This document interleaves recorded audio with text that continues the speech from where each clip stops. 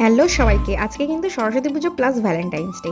আজকে সকাল সকাল কিন্তু আমাদের পুচকুসোনা দেখো রেডি হয়ে পুরো একদম ঠাকুর দেখতে যাবে বলে বেরিয়ে পড়েছে। তাই বলছে পি একটুখানি লিপস্টিক পরিয়ে দে না। আমি বলছি তুমি নিজে পড়ো। তারপর দেখো নিজে নিজেই এবার লিপস্টিক পরছিল, একটু ক্লিপ বাজছিল।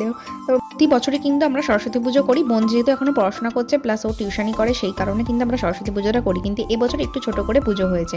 আর এই যে ঠাকুরটা দেখতে পাচ্ছ, এটা কিন্তু সুভাষিসদের বাড়ির ঠাকুর। এই মূর্তিটা নতুন আনা হয়েছিল, এটা পাথরের মূর্তি। তো এখানে ও পুজো করেছিল, সেই তাই জন্য আমাকে ভিডিও করে পাঠিয়েছিল। তার সাথে কিন্তু ভোগও রান্না করেছিল। তো ভোগের কিছু পিকচার তোমাদের সাথে শেয়ার করলাম। এত খাটাখাটনির পর দুজনের কারোরই ইচ্ছা করছিল না বেরোনোর জন্য, কিন্তু আজকে ভ্যালেন্টাইন্স ডে, একটু তো বেরোতে হবেই। সেই কারণে একদম রাত্রি 8টার সময় বেরিয়ে পড়েছিলাম একটু ঘুরতে। তো আমাদের যে জায়গাটা, যেটা দেখতেই পাচ্ছ, এটা নিশ্চয়ই তোমরা যারা শ্রীরামপুরে থাকো তারা সবাই জানো, এটা যে শ্রীরামপুর কলেজ ঘাট। আমাদের বাঙালিদের কিন্তু সরস্বতী পুজো মানেই কিন্তু বাঙালি ভ্যালেন্টাইন্স ডে। তো সেই কারণে ভ্যালেন্টাইন্স ডে আর সরস্বতী পুজো দুটোই একসাথে পড়ে যাওয়া না, একটা কিরকম একটা বিতিকিচ্ছিরি ব্যাপার হয়ে গেছে, একদিনেই সব কিছু।